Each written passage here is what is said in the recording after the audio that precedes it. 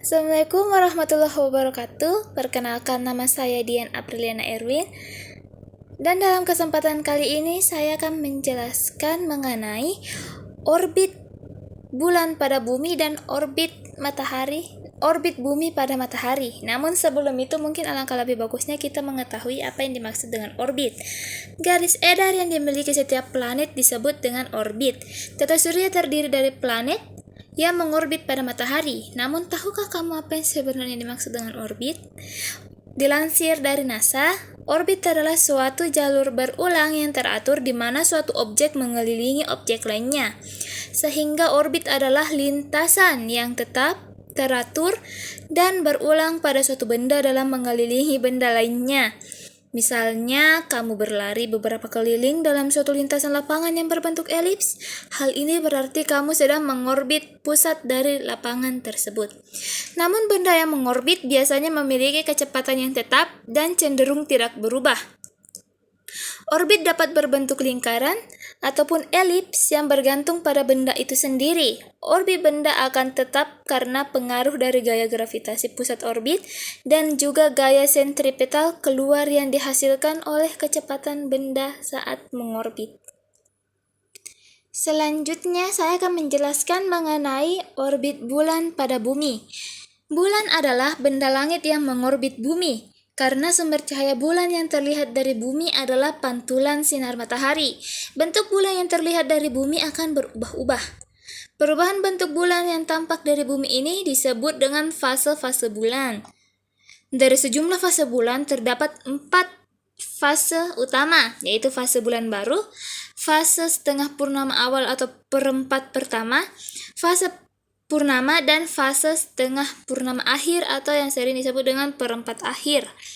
Periode revolusi bulan pada bidang orbitnya dihitung dari posisi fase bulan baru ke fase setengah purnama awal, ke fase purnama, ke fase setengah purnama akhir, dan kembali lagi ke fase bulan baru, disebut sebagai periode sinodis, yang secara rata-rata ditempuh dalam waktu 29 hari, 12 jam, 44 menit, 3 detik. Bentuk orbit bulan saat bulan mengelilingi bumi adalah elips. Akibatnya pada suatu saat bulan akan berada pada posisi terdekat dari bumi yang disebut sebagai perigee, dan pada saat lain akan berada pada posisi terjauh dari bumi yang disebut sebagai apogee. Periode revolusi bulan pada bidang orbitnya dihitung dari posisi perigee ke apogee dan kembali ke perigee disebut sebagai periode anomalistik, yang secara rata-rata ditempuh dalam waktu 27 hari, 13 jam, 18 menit, 33 detik.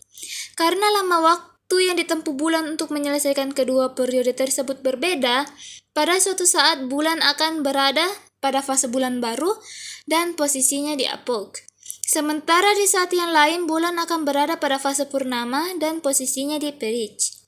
Demikian juga hal yang sebaliknya bisa terjadi. Hal ini dapat diketahui dengan membandingkan waktu saat bulan pada fase tertentu dengan waktu saat fase bulan di perigee atau apogee.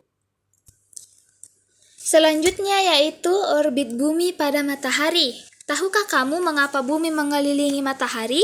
Teori ini dikenal dengan nama teori heliosentris. Heliosentrisme merupakan teori yang mengatakan jika model astronomi di mana bumi mengelilingi matahari dan matahari merupakan posisi pusat tata surya. Teori ini dijabarkan oleh Kepler dan diperkuat dengan penelitian yang dilakukan oleh Galileo Galilei. Bumi atau planet mengelilingi matahari disebut dengan revolusi, seperti bulan mengelilingi bumi. Jika revolusi digambarkan dengan benda langit yang bergerak pada orbitnya, maka rotasi menggambarkan gerakan benda langit yang berputar pada porosnya. Bumi berevolusi mengelilingi matahari membutuhkan waktu 365 hari per orbitnya, sedangkan untuk berotasi maka membutuhkan waktu 24 jam. Selain bumi, seluruh planet di tata surya juga melakukan gerakan rotasi dan revolusi dengan waktu yang berbeda. Lalu, apakah alasan mengapa bumi mengelilingi matahari? Dikutip dari situs Cornell University, mengapa bumi bisa mengelilingi matahari adalah karena adanya tarikan gravitasi matahari. Lalu, kenapa gravitasi matahari dapat membuat bumi dan planet lainnya bergerak mengelilingi matahari dalam orbitnya masing-masing, kemudian tidak tertarik oleh matahari? Jawabannya, bumi dan planet lainnya di tata surya memiliki kecepatan searah dengan gaya tarikan matahari. Jika tidak ada matahari sebagai pusat tata surya, bumi akan bergerak dalam suatu garis lurus dan entah kemana arahnya. Namun, dengan adanya gravitasi matahari, jalur pergerakan bumi berubah dan menyebabkan bumi bergerak mengelilingi matahari. Selanjutnya, bagaimana bumi memiliki kecepatan tersebut? Hal ini berkaitan dengan pembentukan tata surya. Mengutip dari Windows to the Universe, tata surya terbentuk saat awan-awan gas dan debu di luar angkasa terganggu karena ledakan bintang atau supernova. Ledakan bintang tersebut membuat awan gas dan debu di tata surya menjadi terhimpit. Awan-awan mulai runtuh dikarenakan adanya gravitasi. Gas dan debu bergerak ke satu tempat dan terbentuklah nebula matahari. Nebula menjadi sangat panas dan padat di tengahnya, kemudian dikelilingi oleh cakram gas dan debu yang panas di tengah. Ketika cakram tersebut semakin menipis, partikel lain mulai menempel dan membentuk gumpalan. Gumpalan-gumpalan tersebut semakin besar dan terbentuklah planet. Gumpalan itu tertarik matahari namun terlempar lagi sehingga terlihat seperti berkeliling pada orbitnya. Pertanyaan selanjutnya itu mengapa orbit bumi berbentuk elips? Orbit elips lebih stabil dan memiliki energi total yang sama dengan orbit melingkar. Ketika bumi bergerak lebih dekat dengan matahari, kecepatan pergerakan bumi dalam orbitnya lebih cepat dibanding saat posisi bumi jauh dari matahari. Orbit berbentuk elips pun lebih memungkinkan pada kondisi awal saat terbentuknya tata surya, sehingga dijadikan solusi pada sifat karakteristik orbit planet. Bumi mengelilingi matahari dalam orbitnya membutuhkan waktu 365,24 hari atau 1 tahun per 1 kali revolusi. Seperti yang sudah dijelaskan, bentuk orbit bumi dan planet lainnya adalah elips. Jadi, terkadang bumi berada di dekat matahari lalu juga bisa menjauh dari matahari.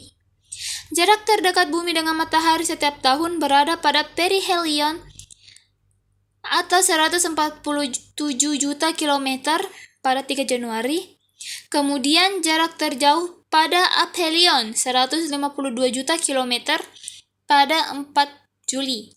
Selama satu revolusi mengelilingi matahari, kecepatan bumi mengelilingi matahari adalah jarak rata-rata sekitar 150 juta kilometer.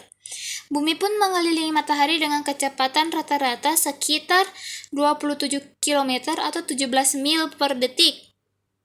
Tetapi kecepatannya tidak konstan. Sekarang kamu sudah tahu kan jawaban mengapa bumi mengelilingi matahari. Gravitasi matahari merupakan alasan mengapa bumi dapat mengelilingi matahari. Oke, mungkin sekian dari hasil presentasi saya. Lebih dan kurangnya mohon dimaafkan. Wabillahi taufiq wal hidayah. Wassalamualaikum warahmatullahi wabarakatuh.